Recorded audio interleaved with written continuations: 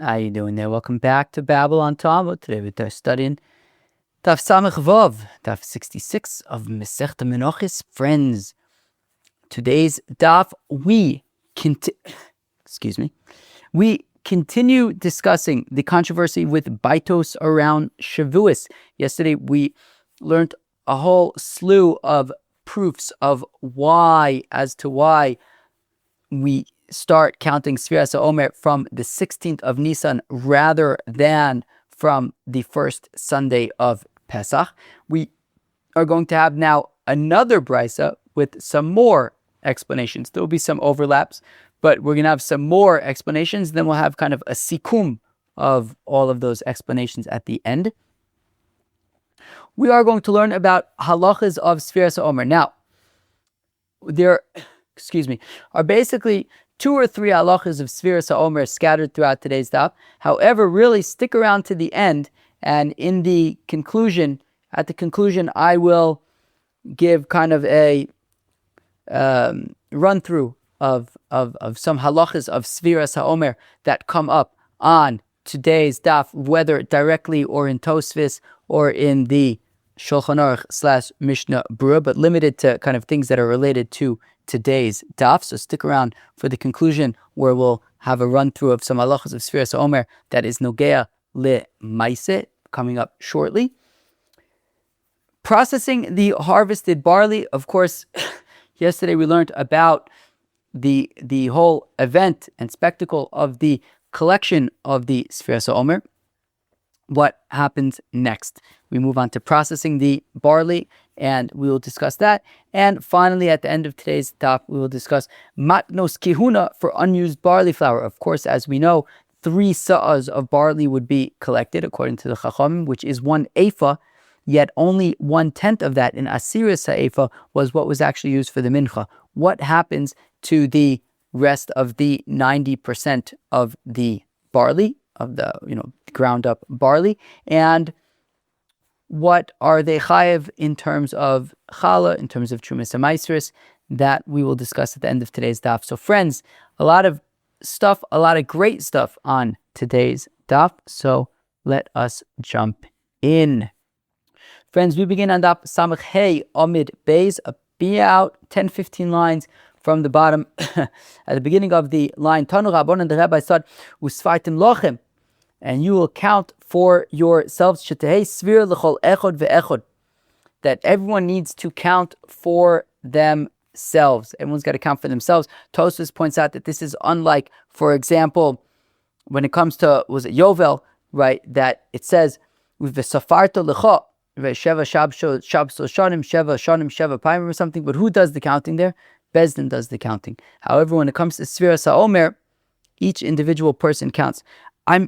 Oh my gosh, this is crazy. One second. Wow. It's crazy. I'm here in the basement, and they're doing some serious work in Yerushalayim. Like, I think some serious road work, and they're pounding the mountain, and I mamish feel it. Like I'm feeling the pulses of the pounding of the rock. It's like, it's a very strange feeling. I'm like pulsing. Anyways, okay. So when it comes to Sefiras ha-omer, when it says Usfartim lochem, every individual person needs to count for themselves. And now getting into our discussion of what exactly is Mimachos HaShabbos. So Mimachos Yom Tov, it means the second day of Pesach, right? The day following the first day of Yom Tov of Pesach. But maybe it means Mamish Sunday, the day following Shabbos.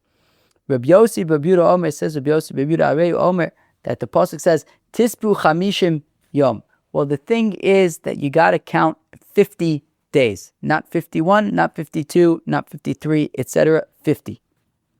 Kol Sefiras Sha'ata Sofer, when you count, whenever you count, Lo yu ela chamishim yom, it should always be 50 days. Ve'im tomar mimachores Shabbos Bereishis, and if you say that you're always going to start from Sunday, paimim shata motzei chamishim ve'echad, sometimes it'll be 51. Ufaim shata motzei chamishim v'shnayim, chamishim Vishlosha, chamishim v'arba, chamishim v'chamisha, chamishim v'shisha. You could have 51, 52, 53, 54, 55, 56 days. How so? Well, when Rashi says, because when Pesach falls out on a Shabbos, so then everyone agrees that the Omer is going to be on Sunday, whether it's because it's the 16th of Nisan or whether it's because it's a Sunday. But everyone agrees, whether like the rabbis say because it's the 16th of Nisan, or like the Baytos would say because it's Sunday. But everyone says that you're going to start counting from Sunday, which is the 16th of Nisan. Everyone's going to agree there. And the idea seems to be that now, since when Shabbos falls out on Sunday, everybody agrees. I'm sorry, what? When Shabbos falls out on Sunday? When Pesach falls out on Shabbos, everyone agrees that we're going to start counting Sefiras ha-omer from the 16th of Nisan, which is that Sunday. Well then, what if Pesach falls out not on Shabbos, but on Friday? Well then, if you're supposed to start counting not on the 16th of Nisan, but on Sunday, well then what would happen is that relative to the 16th of Nisan, which is when you were to count, when everyone would agree that you count when Pesach falls out on Shabbos, but when Pesach falls out on Friday, so then the 16th of Nisan is Shabbos now. But if you say that we're not going to start counting on Shabbos, we're going to start counting on Sunday, well then it will be relative to the 16th of Nisan, which this year is Shabbos, but not Sunday. Relative to the 16th of Nisan, Shavuot, which is 50 days after Sunday, will be 51 days away from the 16th of Nisan. It's kind of weird and confusing, but that seems to, basically later on we're going to say like why are we counting these extra days? I mean, if you say from Sunday, so then just start counting 50 from Sunday. Why are we saying, but if, why are we considering like Shabbos if, anyways, but that seems to be the idea over here, that since if Pesach were to fall out on Shabbos, then everybody would agree that you're going to start counting from the 16th of Nisan, which is Sunday. Well then, what would happen is that if Pesach falls out on a Friday, well then, if you're only going to start counting on Sunday, relative to the 16th of Nisan, which is Shabbos, Shavuot would be 51 days later. And if Pesach falls out on a Thursday, well then, if you're only going to start counting on Sunday, then relative to the 16th of Nisan, which is Friday, Shavuot is going to be 52 days from Friday, since you're starting to count on Sunday, and etc., etc., etc. If Pesach falls out on Wednesday, Tuesday, Monday, etc., etc., all the way down to if Pesach falls out on Sunday, where it would be, if you're only going to start counting the next Sunday, there would be 56 days from the 16th of Nisan, which would be Monday. A little bit of a confusing theory, but anyways, therefore Rabbi Yossi ben Yehuda concludes that we can't be counting from Sunday because it says Tispu Chamishim Yom. You have to be counting 50 days, and if you count from Sunday, well then, when Pesach falls out on all these other days, it's going to be not 50, but 51 or 52, up to 56 days. Kind of a strange concept, but okay, fine. Rabbi Yehuda ben Beseira Omer, says Rabbi Yehuda ben Beseira. Now we've seen Rabbi Yehuda ben Beseira in yesterday's brisa who had said a different shita, but now Rabbi Yehuda ben Beseira in this brisa is saying what Rabbi Eliezer had said yesterday, which is Omer Eino Tzarech Harei Omer Tispar Loch, count for yourselves. Sfira Tuluya Bebezdin, that Sefiras ha-omer is based on you, is based on Am Yisrael, is based on Bezdin. Yatzitza Shabbos Breishis, to the exclusion of Sunday, which is relative to Shabbos, actual Shabbos, Shesvirasa B'chol Adam, that Shabbos is not determined based on Bezdin. Anybody could tell you when Shabbos is, as long as they know what day of the week it is. But it's not it's every 7 days. The Shabbos nothing to do with Bezdin being kovea anything, but Bezdin is kovea the 1st of Nisan, and therefore relative to the 1st of Nisan, Pesach is the 15th of Nisan, and the following day, the 16th of Nisan, is when we start the Omer. Nothing to do with Shabbos, but everything to do with Rosh Chodesh and Bezdin and the day of the month, which is established ultimately based on when Bezdin decides the first day of the month is. All the other days of the month are relative to that first day, which is determined by Bezdin. Therefore, it is always the 16th of Nisan. Rabbi Yossi Omer says, Rabbi Yossi Mimachras ha-Shabbos. Then when it says Mimachras ha-Shabbos, Mimachras Yom Tiv, it's talking about the day after the first day of Yom Tiv, the 16th of Nisan. Ha-Omer Mimachras Yom Tiv, wait, does it mean the day after Yom Tiv? O'eno ella, Mimachras Shabbos Bereishis. Maybe it means after, right, maybe it means Sunday after Shabbos. Omad v'chi nemar Mimachras ha-Shabbos, Shabbosoch ha-Pesach. Says Rabbi Yossi, but the thing is, all it says in the pasuk is Mimachras ha-Shabbos, after Shabbos. Start counting Sefiras ha-omer after Shabbos. Which Shabbos? If we're just talking about it's a plain old Shabbos, there's 50 odd Shabboses in the year. Which Shabbos? If you're going to be talking about just regular Shabbos, you're going to have to get more specific. It doesn't say the day following the Shabbos that falls out in the middle of Pesach. It doesn't say that. It says the day after Shabbos. Which Shabbos? Throughout the year we have Shabbos. 50 some odd Shabbos in the year. So it's say Uvdog Eza Shabbos. So go and tell me which Shabbos we're talking about. So therefore it can't be talking about just a regular Shabbos. It has to be talking about Pesach, first day of Pesach. And we start counting from the 16th. Ve'od ne'emar Shabbos lemata v'ne'emar Shabbos lemala. This was the opinion of Rabbi Yehuda ben Beseira yesterday, that it says Shabbos by Shtei Alechem and it says Shabbos by the Omer. Malaholon regel v'tchilas regel. Just like by the Shtei Halechem, when it talks about Shabbos, we have the beginning of the festival, right? The Omer is offered, but we're saying it's after Shabbos, and the Shtei Alechem. Just like when it comes to the Shtei Alechem by Shavuot, the Shtei Alechem is offered after Shabbos, and this is the beginning, and this is Shavuot, the beginning of the festival, beginning of Shavuot, which is juxtaposed to Shabbos. So you have this Shabbos followed by Shavuot, which is a festival on which we offer the Shtei Alechem, and it's at the beginning of the festival. So Kan also by the Korban ha-omer, regel v'tchilas regel, you have Shabbos, and right at the beginning of the festival is going to be the Minchas ha-omer. So you have the Shabbos, and then right after that you have the Minchas ha-omer, which is at the beginning of the festival. And if it's going to be based on Sunday could be at the end of Pesach. Okay. Reb Shimon ben Elazar, one pasuk says, Sheishes yom toicha matzes. For 6 days you shall eat matzahs. Because vechad omer shivas yomim toich matzahs tochelu. But another pasuk says, eat matzahs for 7 days. So what's the deal? Why sometimes are you eating matzah for 7 days, sometimes you're only eating matzahs for 6 days? How so? Matzah she'i atar yochol la'ochla shiva min achodosh atar yochol la'ochla shisha min achodosh. That, well, some matzahs you can eat for 7 days, matzahs that are made from yoshon, kemach yoshon, matzahs that are made from flour from the previous year.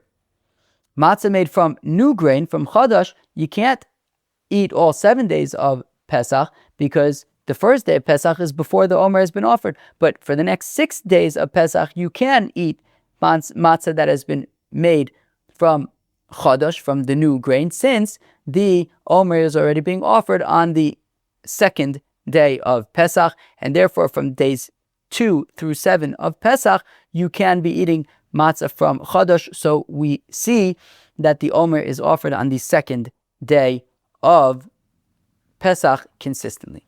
Okay, fine. So we saw a bunch more arguments and opinions of Tanoim to say that the Omer is offered on the second day of Pesach rather than Sunday. Now, continues the Braiset, Miyom Avi'achim. So this talks about when exactly are we harvesting the Omer, when do we start counting the Omer, and when do we offer the Minchas ha-omer. So it says, Miyom Avi'achem Tispru, right? The Pasuk says that Miyom Avi'achem es-omer atnufa Tispru chamishim yom. That the counting of the Sefiras ha-omer is associated with the bringing of the Minchas ha-omer. It says, Miyom Avi'achem, from once you have offered the Minchas ha-omer, Tispru chamishim yom, you now begin counting. Yachol yiktzor v'yavi, is it possible that you offer the korban mincha, the minchas ha-omer, v'masa sheyirtze yispor? Right, it says, miyom aviachem, esomer atnufa, tispru chamishim, maybe offer the korban mincha, givaldik, once you've offered the minchas ha-omer, you now have the green light to start counting whenever you feel like it. Today, great. Tomorrow, amazing. The day after that, sure. So Talmud Omer, me hochel chermesh bekama tochel ispor. But another pasuk says that from when you harvest, from when the sickle harvests the crop, the standing grain, that is when you begin to count. So obviously, before the omer is offered, before the minchas omer is offered, it's of course harvested. And from the time that it's harvested is when you count the Sefiras ha-omer. So it is before the offering of the Sefiras ha-omer, right? You harvest the omer, and then you count, and then you offer it. So it's not like we suggested, offer the Sefiras ha-omer, or offer the minchas ha-omer, and then start counting whenever you want. No. When you harvest it, that's when you start counting. And then you offer the omer afterwards. So if we're going to say, okay, fine, so from the time that you harvest, that's when you count. Okay, great. Okay, but then maybe harvest the barley, start counting, and then whenever you want, you could bring the omer. Today, tomorrow, whenever. Right? But again, it also said, so you see, here's the thing. The counting of the 50 days is connected both to the harvesting of the omer, right? So the counting is connected to the harvesting, but also it's miyom aviachim esomer tnufa tispru chamishim yom. So it's also connected to the offering of the mincha, i.e., all of these things have to be happening at the same time, i.e., the harvesting is happening at the same time of the counting, which is also happening at the same time of the bringing of the omer, because they're all kind of end up getting kind of spaghettied all together, right? Because because the counting seems to be is the glue, kind of between the harvesting and the offering. So that you count on the day that you offer it, which is also the day that you harvest it. Okay, so if it's miyom aviachem, well then maybe you count, maybe you harvest, count, and offer the mincha during the day. So it says, Sheva Shabbosos Tmimos Tiena, that you want the counting to be for 7 full weeks. Now, the thing is, if you count during the day, of course, the day starts the night before. If you're only counting the next day, so then it's not 7 full weeks. And you want to have, so i.e., you count from the night, you count at night, so you have the night and the day included in the counting. So you don't. So you're not counting during the day, but rather at night. So imosai ata motze sheva shabosos tmimos b'zman she'ata maschil limnos mi ba'erev. So when do you have full weeks? When you are counting already at night, not during the following day. Maybe do everything at night. It says from the day that you're offering the mincha. So okay, it got a little bit spaghetti over there, but bottom line, the harvesting and the counting is at night, the offering is during the day, because it says miyom aviachem esomer atnufa, right? The pasuk says that the pasuk says that the minchas omer is miyom haviachem, is offered during the day. At the same time, it says sheva shabbosos tmimos tiena, that you want to count 7 full weeks, and also you're only counting mehachel chermesh bakama only after the barley has been harvested. So what do we see? So we see that the counting is at night. after the barley has been harvested. So clearly then the barley is at night. So the barley is at night, the counting is at night. Miyom aviachim, the minchas Omer is then offered the next day. So at night you have the harvesting and the counting. The next day is when you actually offer the minchas ha-omer. Gewaldig. There is some halacha lemaisa stuff there, but again, as I said, during the conclusion we will have a bit of a rundown of different halachos of Sefiras ha-omer that came up on the daf. Now, Omar Rava says Rava, okay, Kulu Islu Pircha, all of the a million opinions that we've seen between yesterday and today, they all have questions on them. Bar mi tarte tanoi basroi bein bimasnisa kamaisa bein bimasnisa basraisa. We had two brises. One we learned about yesterday. Yesterday we had learned about the opinion of Rabbi Yochanan ben Zakkai, Rabbi Eliezer, Rabbi Yoshua, Rabbi Yishmael, and Rabbi Yehuda ben Beseira. Today we had a brisa where we had Rabbi Yossi, Rabbi Yehuda. We had Rabbi Yehuda ben Beseira, two opinions of Rabbi Yossi and Rabbi Shimon ben Elazar. I don't think I left anybody out. So we had two different brises. So all of the opinions have questions on them, except for the last two opinions in the first brisa, i.e., Rabbi Yishmael and Rabbi Yehuda ben Beseira from the first brisa, and the last two opinions in our current brisa, our most recent brisa, which is Rabbi Yossi and Rabbi Shimon ben Elazar. Now, the Leislu Pircha, they don't have questions. Now, Imidu Rabbi Yochanan ben Zakkai, the question with Rabbi Yochanan ben Zakkai is, he had said that, well, it talks about Chamishim Yom, but also says Sheva Shavuos. It talks about days, and it talks about weeks. So Rabbi Yochanan ben Zakkai says, how could it be days and weeks? Well, when Pesach falls out on a Shabbos, so you start counting on Sunday, so then you have full weeks. But when it falls out during the week, so then you don't have full weeks, but you still do have 50 days. So Rabbi Yochanan ben Zakkai says, you see from there that the Omer could be offered, any day of the week, not just on Sunday. But Dilma Kedabai, but maybe days and weeks are not to be understood to say that the minchas ha-omer is always on the 16th of Nisan, no matter what day of the week it is. Maybe it's like Abai, the Omer by mitzvah lemimne yomei u'mitzvah lemimne shavue. That of course, when we count Sefiras ha-omer, at least Ashkenazim and Sephardim both do this, but in slightly different styles. But be'etzim, the Ashkenazim say, right, Hayom Yom Shmini. What was it? Hayom Shmona Yamim. Right? What was it? Also somewhere. Hayom Shmona Yamim. Right? Shehem Shavua Echad v'Yom Echad la'Omer. Hayom Shmona Yamim. I think that's right when it comes to the 8th day. Hayom Shmona Yamim Shehem Shavua Echad v'Yom Echad la'Omer. That we mention not just the total amount, but how many weeks and how many days. And that's because the pasuk says Chamishim Yom, days, but also Sheva Shavuos, weeks. So we include in the count not just the total count, but also how it breaks down into days and weeks.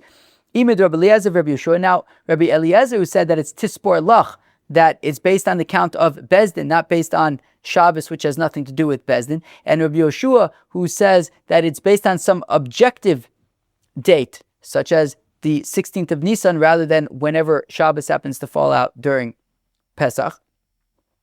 So the question with them is, Mimai de b'yom tov rishon koi, dim b'yom tov achron koi. The question with that is, sure, according to Rabbi Eliezer, it's based on Bezdin. Bezdin is Kovea, the first of the month, and therefore the 16th day of the month, relative to the first day of the month that was Kovea by Bezdin, is when we do Sefiras ha-omer. But how do we know that it's the 16th following the first day of Yom Tov? Maybe it is the 23rd following the last day of Yom Tov. Same thing with Rabbi Yoshua. If we're looking for an objective date, why is that objective anchor? Why is that date the day following the 15th of Nisan? Maybe it's the day following the 22nd day of Nisan. Now, Rabbi Shmuel, Rabbi Yehuda ben Beseira, leislu pircha. Rabbi Shmuel and Rabbi Yehuda ben Beseira, who had those two opinions about being at the beginning of the festival, right? They're a little bit technical, but basically it's that you're going to offer, just like you offer, their opinions ended up being very slightly different, but also very similar, that just like the Shtei Alechem is offered on a festival and at the beginning of the festival. So also the Minchas Omer is offered on a festival, on Pesach, at the beginning of the festival, not whenever Shabbos happens to fall out. No questions on that. Now, moving on to today's brisa, Rabbi Yossi bar Yehuda, if that kind of confusing-ish opinion of Rabbi Yossi bar Yehuda about, well, if you're going to count based on Sundays, sometimes it'll be 51 days, sometimes 52, 53, 54, 55, 56, relative to the 16th of Nisan, which would be when everyone agrees that you would count if Pesach were to start on Shabbos. Kind of that confusing opinion. Well, the Gemara says basically, I think probably what many of us were thinking, Hava Amina Dilma Chamshin Levar Mehani Shisa. Well, maybe, meaning his whole argument was that it always has to be 50 days. Well, it is always, even if you say that you start counting from Sunday, it's always going to be 50 days from Sunday. I mean, yeah, who cares that Shabbos, who cares that Pesach started, 6 days earlier, and now it's going to be 56 days from, or 7 days earlier, now it's going to be 56 days from the second. Who cares? If you're starting to count on Sunday, so just count from, so it's 50 days from Sunday. So it's not really an issue necessarily. It's not a strong argument. Rabbi Yossi bar Yehuda's argument isn't that strong. Rabbi Yehuda ben Beseira, who said the same thing as Rabbi Eliezer earlier, about we need a day relative to Bezdin's establishment, not based on Shabbos. So like we said earlier, how do we know that the date of the month is the day after the 15th? Maybe it's the day after the 22nd, the day after the last day of Pesach. Yossi Nami Chazile Pircha. Now, Rabbi Yossi also, who was the second to last opinion in today's brisa, however, he had given two opinions. His first opinion was that, well, if it's just after Shabbos, if it's Sunday, well then it says Machras HaShabbos, you have to get more specific. You have to tell me which Shabbos. You have to tell me which Shabbos. There's 50-odd Shabbos in the year. So therefore, Rabbi Yossi says it can't be talking about Shabbos, it has to be talking about Yom Tov. But still, you can ask him as well, which Yom Tov? Why are you assuming it's the first Yom Tov? Maybe it's the last Yom Tov. Maybe it's the end of Pesach. So Rabbi Yossi himself had anticipated that question, and therefore he gave another answer. Rabbi Yossi Nami Chazile Pircha, he anticipated that question, and that's why he gave another reason, and that other reason being, I think that was Rabbi Yehuda ben Beseira's opinion from earlier, right? That it says Shabbos, that it says Shabbos by Shtei Lechem, it says Shabbos by Haomer, and just like Shtei Lechem is at the beginning of the festival, so the Haomer is also at the beginning of the festival. And Reb Shimon Bar Elazar doesn't have any issues on him either. Gufa, we said earlier, Amar Abai says Abai mitzvah lemimnei yomei, that it's a mitzvah to count days, or mitzvah lemimnei shavuot, as well as weeks. Rabbanon Dver of Ashi manu yomei umanu shavuot. The rabbis by the Smedj of Ashi, they would count the days and the weeks. Ameimar mani yomei velo mani shavuot. Ameimar would only count the days but not the weeks. Amar zeicher lemiktashu. Ameimar says that nowadays, since we're not actually offering the korban ha-omer, so even the Sefiras ha-omer nowadays, which is a separate mitzvah of Svartim Lochem Halachos Shabbos, but even the Sefiras ha-omer is only midrabanan nowadays as well. It's only zecher lemikdash, and it seems that the Mishnah Berurah says that most poskim hold like this, that Sefiras ha-omer nowadays is really only midrabanan, and there are some nafkaminas in terms of different suffix when it comes to Sefiras ha-omer. For example, can you count Sefiras ha-omer after Shkia before Tzis HaKocham during Bein Hashmoshos? So again, stick around till the end for the conclusion, and we'll run through some halachas of Sefiras ha-omer. Friends, now we get up to another Mishnah which discusses the processing the harvested barley. So they've already harvested the barley in the whole ceremony that we discussed yesterday. Now, says the Mishnah Katsru, so they harvested the barley, Vinasnu bakupis, and they put it in the baskets, Haviu la'azor, and it is brought to the azor, vayu mehab havin also beor, and then they would toast the stalks on a fire, in order to be mekayim the mitzvah that it says in the Torah, kali, that it should be roasted. Right? It says What does it say? It says, Aviv kalui ba'esh, geres, carmel, etc. So we toast it. According to Haomer, that's the opinion of Haomer. The Chacham say, "Bakonim v'kalachos chovteno," so that we first beat it with bakonim, with reeds, uve kolchos, and stems. We don't use like heavy hitters because we don't want to squish the kernels and crush them, but we do want to separate the kernels from the rest of the crop.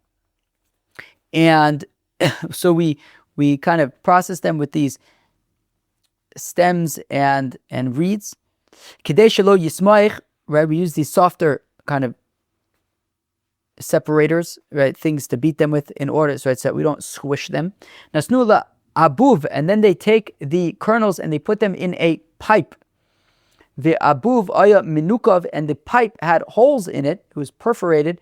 Kedei sheyehei aor sholit b'chulo, so that the fire would be able to penetrate it and roast and toast the kernels.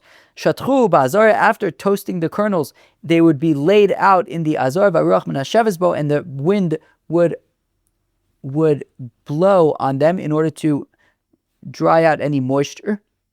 Nasnu lerechaim, they would then put into a mill shel grusos, into a bean mill, which would grind up the flour coarser, because again, we only want 10% of the flour, the top 10% of the flour, we want soles, fine flour. If the mill would grind too finely, well then basically you'll have flour that contains all of the parts of the kernel. We just want the finest. So they would use a bean mill which would grind up the kernels not quite super fine, so you'd be able to separate the finest stuff from the coarser stuff. V'otziu mimenu isaron, and they would extract a tenth of an ephah from 3 sa, which is a full ephah. So they would extract a tenth of an ephah from a full ephah. Shu menupa b'shlosh esrei napa, and they would sift it 13 times in order to get that good flour that they are after. Bashar nifte, and then what do you do with the rest of the 90% of the crushed grain? It is redeemed. Somebody pays money for it, buys it, and whoever buys it can, and whoever receives it can do whatever they want with it. They can, anybody can eat it. And if then it is baked into bread, right? Somebody takes this crushed grain and he goes home and he makes it into bread in his house. It's no longer a kodesh; it's been redeemed, and he goes home and he makes bread. So it's chayv and challah. Ufater min ha-meiser, but it's going to be potter from meiser.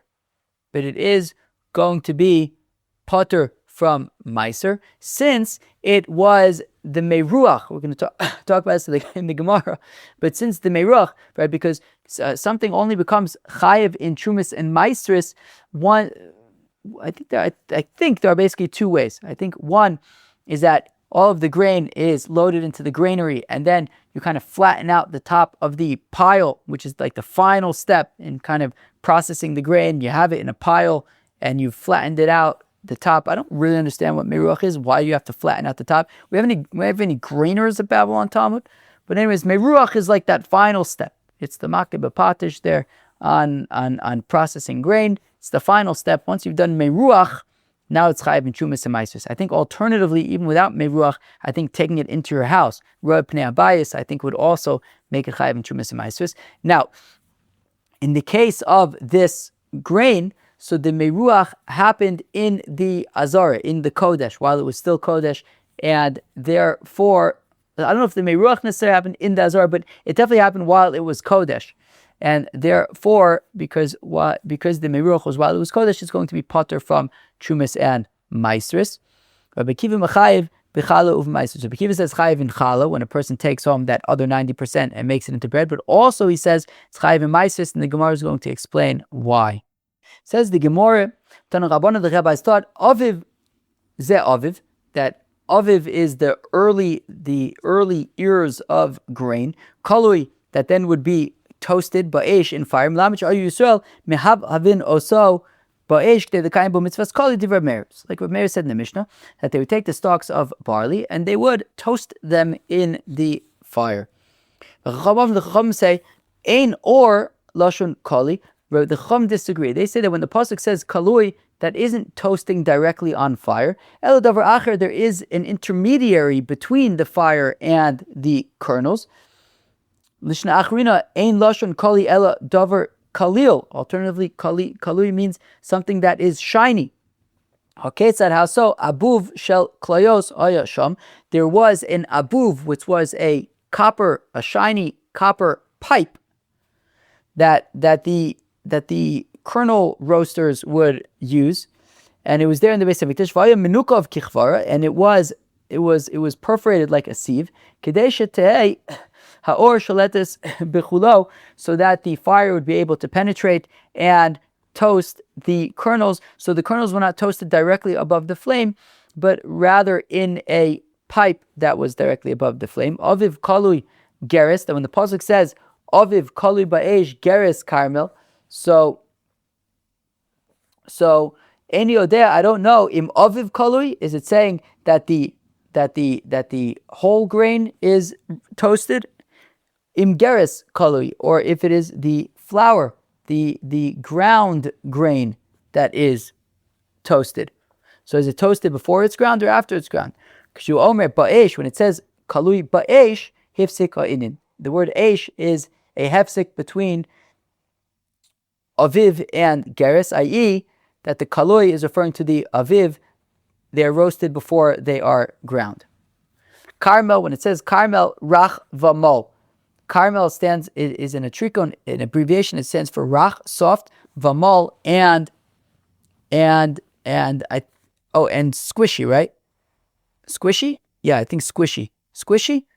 Soft and squishy. Rach v'mol, right? We saw that the other day, right? It meant that you didn't want to, it shouldn't be like breakable, right? What does Rashi say? Nimlo be squishy. Yeah, you should be able to squish it in. Right.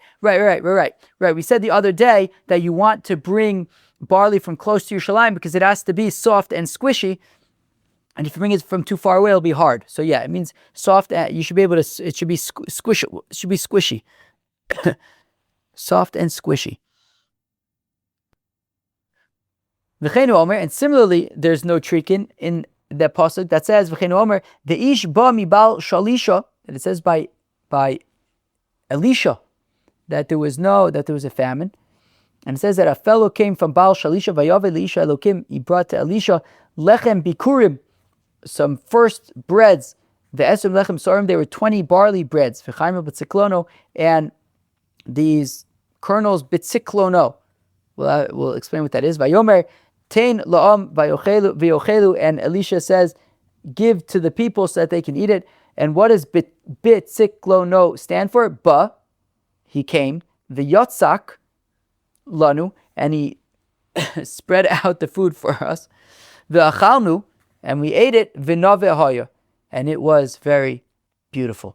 V'omer, another abbreviation, nis'alsa be'ahavim.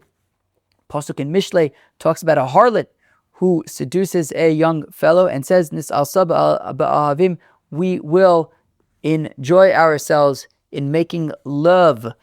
Nisa, so nis'alsa is nisa v'nita, and we will discuss v'na'ala, and we will go on the bed, v'nisbach v'nischate be'ahavim, and we will be happy and gay and jovial and make love. V'omer, and the pasuk says, kinaf rinanim ne'elasa, that the wings of the rinanim is ne'elasa. Nose, it stands for nose ola v'nischata, that this rinanim bird, which is maybe a ostrich or a peacock, takes its egg and brings it up to its nest. Although I don't know if ostriches have nests, but anyways, this rinanim bird takes its eggs, brings it up to its nest, and then places it down there.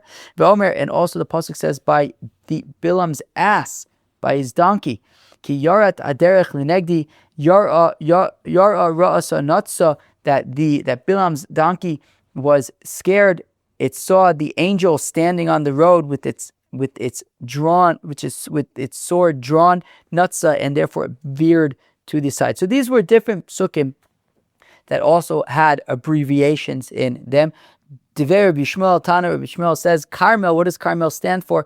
kar mol. It is like a filled up pillow, right? I.e., that the grains are plump and full and gishmak looking. And finally, we will discuss the Matnos kehunah for unused barley flour, i.e., they would extract the asiris ha'efa of soles from the barley. The other 90% of the ephah was sold, and whoever had it, if they made bread with it, they would have to separate challah.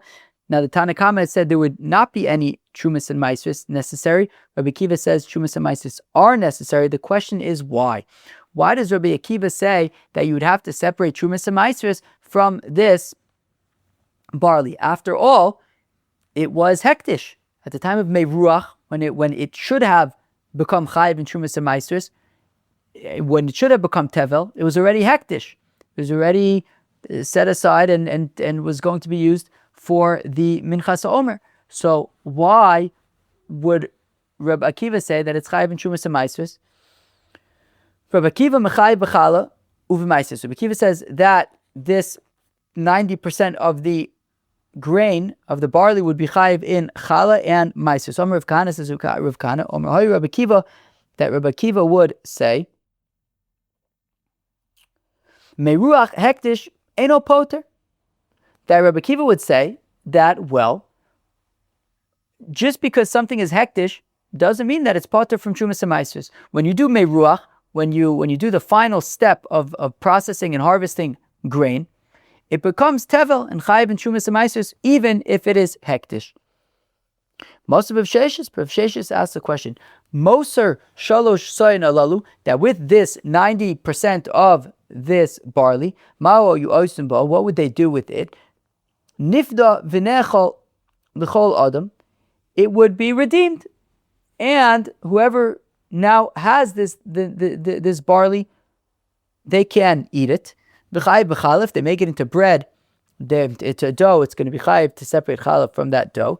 Ufater min maasros, and it is going to be potter from trumas and maasros. Rabbi Akiva mechayiv b'chala uv'maasros. Rabbi Akiva says it's chayiv in chala, of course, but also trumas and maasros.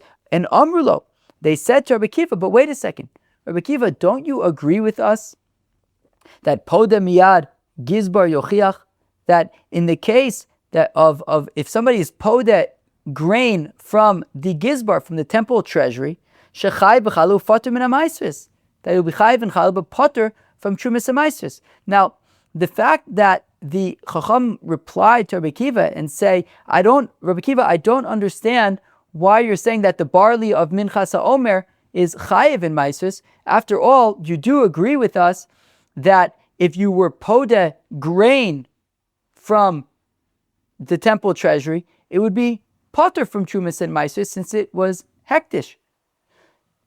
And that argument, right? The Chacham was saying to Rabbi Akiva that don't you agree that when you redeem it from the treasury that it is potter from maasros? That argument only works if Rabbi Akiva in fact agrees with that.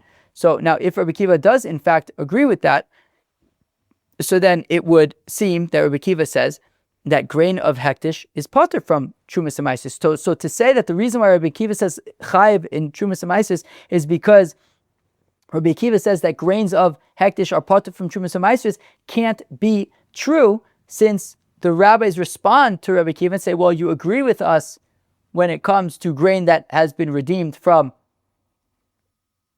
the temple treasury, that it's potter from trumas and maasros. So clearly, in principle, Rabbi Akiva holds that grain of hektish is in fact potter from trumas and maasros. So we have to therefore understand why Rabbi Akiva says it's chayiv in trumas and maasros, because apparently he would agree that they are potter from trumas and maasros. V'im isa de meruach hektish eno potter, because if, like I said, Rabbi Akiva would say that meruach of hektish is chayiv in trumas and maasros, my ha-omer, what are the rabbis responding to Rabbi Akiva? Right? The whole point is, don't you agree with us that the grain from the temple treasury, from the bedek havayis, from the gizbar, would be potter? So that argument only works if Rabbi Akiva in fact agrees with them. The fact of the matter is, however, Rabbi Akiva doesn't agree with them. Rabbi Akiva would respond and say that grain of hektish is chayiv in trumas hamaisris, and that applies both to the barley of the minchas homer as well as to grain that has been redeemed from the temple treasury. Rabbi Kiva would say, I don't agree with you. I say that it would be chayiv in trumas hamaisris because meruach by hektish does not make the grain tevel and chayiv in trumas hamaisris. V'od esvei Rav Kahana bar Tachlifa Rav Kahana. However, Rav Kahana bar Tachlifa asks a question on Rav Kahana. Miditanya Rabbi Kiva mechayev b'chala uve maestris, that we have a brisa where it's explicit. Why does Rabbi Kiva say that the omer, that the barley is chayev in chala but also maestris? The fishelo nitnu mos ela litzorech loid, because the money was given only for that which is needed.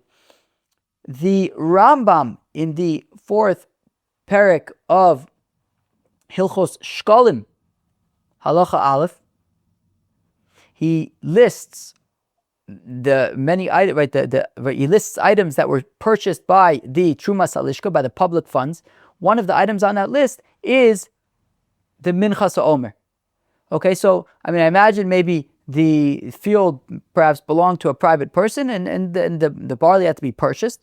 Now, Rabbi Kiva says that shelo nitnu mos ela letzorech loid, that the money that was paid for the barley was paid only for the asir sa'efa, but the rest of the 90% was not actually ever hektish. So we have a brisa that seems to be saying that Rabbi Kiva in principle holds actually that meruach of hektish is potter from trumas and maestris, and therefore going back to the question that the Chacham said, don't you agree by when you redeem grain from the temple treasury, it would be potter from trumas and maestris? Rabbi Kiva would agree with that. The thing is that the 90% of the barley by the Minchas Omer was actually never hektish, because the money that was paid for the barley was only for the soles component of it, for the asir sa'efa.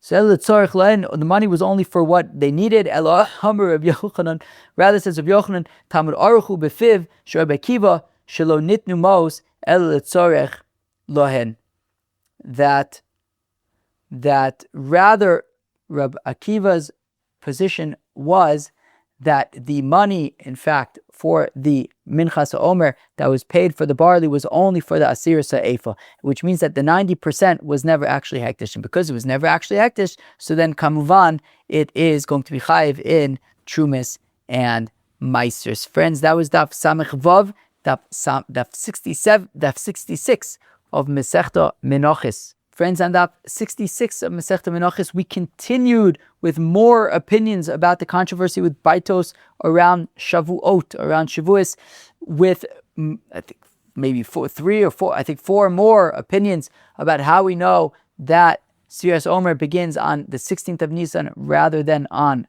the first Sunday of Pesach. Now, along the way, we learned different halachas pertaining to Sefiras Haomer. At the very beginning of today's daf, we learned that each person counts. Everybody counts for themselves Sefiras Haomer, because it says Sfartim Lachem. We also saw the opinion of Abaye, who had said that when it says Chamishim Yom as well as Shiva Shavuos, it means that we count the days and the weeks. Right? Ayom Shmona Yamim She'em Shavua Echad Ve Yom Echad LaOmer. For example, we count the days and the weeks. Now, we had seen the opinion of Haomer, who said that Sefiras Haomer nowadays is only Zecher LaMikdash, and Tosfos and the Mishnah Berurah writes that the consensus is that Sefiras Haomer nowadays is midirabanan, and therefore, since Sefiras Haomer is dirabanan nowadays, it is okay to count after Shkia, but it's better to wait till Tzeis HaKochavim. Now, Sefiras Haomer is at night, as we had said, that because Sheva Shavuos Temimos, we want it to be complete. We want it to be complete, 7 complete weeks. And if we count during the day, we're missing out on the night before, because the day starts the night before. So therefore, we start counting at night, and you should start counting, I imagine, as soon as possible at night. But we do need it to be at night. So when counting Sefiras Haomer is midoraisa, so we should really wait until after Tzeis HaKochavim. However, because Sefiras Haomer is midirabanan, and after Shkia is already Safek Laila, so if a person counted after Shkia, so then we're not going to be machmir on a din d'Rabbanan, and we will say that it is okay. So the Shulchan Aruch, the Mishnah Berurah, says that ideally you should wait until Tzeis HaKochavim. However, if for whatever reason you counted Sefiras ha-omer from Shkia, that is also fine. The Shulchan Aruch and the Mishnah Berurah actually does say something interesting, because if you're gonna, because what I wouldn't want is for somebody to hear this and say, oh wow, I should wait till Tzeis HaKochavim, then they find themselves at a Mariv minyan that before Tzeis, after Shkia, so they say, I'm not going to count right now, and then they forget. So the Mishnah Berurah actually says something interesting. It's a little bit fancy. What you could technically do is you could count after. Look, I mean, I don't know. I think the suggestion probably is that you should just count with them with the bracha. I mean, after Shkia already, if you're at a minyan and they're counting with a bracha, you should probably just count with them with a bracha after Shkia, if that's what they're doing. If you want to be machmir for whatever reason, what you could technically do is you can count without a bracha, and you could count al tanai. This is in the Mishnah Berurah. You can count al tanai that if I remember later to count, well then I'm not yotze with what I'm counting now, and then later on I'll make a bracha after Tzeis HaKochavim and count then. But anyways, you because it's midrabanan, you could already count after Shkia. We didn't actually learn about this, but it was in the Shulchan Aruch, and it's actually an interesting idea that you should be standing when you count Sefiras ha-omer. Sometimes I personally, I get like a notification on my phone, Sefiras ha-omer, so I just read it, and I think I'm often sitting. So that was actually interesting for me that you should stand dafka when saying counting Sefiras ha-omer. Now, again, because we want it to be full weeks, you should be counting at night. But what if one missed counting at night? So you can count the next day, but you would do it without a bracha, because again, you should really be counting at night. So you can count the next day, but do it without a bracha.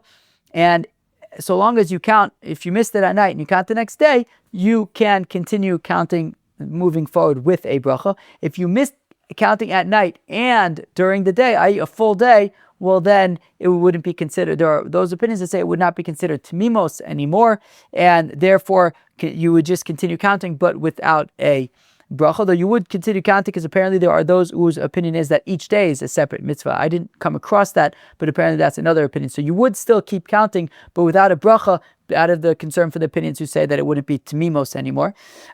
The suggestion is, however, that you should be yotze with somebody else's bracha. Maybe say to the person next to you, hey, can you have me in mind for the bracha? Technically, you could be yotze with the bracha of the shliach tzibur, but the shliach tzibur would probably then have to have everybody in mind. So maybe if the shliach tzibur says, I'm going to have everybody in mind, then great, but I haven't really noticed the shliach tzibur usually doing that. We discussed processing of the, what am I doing here? What is this? Oh yeah, okay, fine. I was writing these slides in the bomb shelter.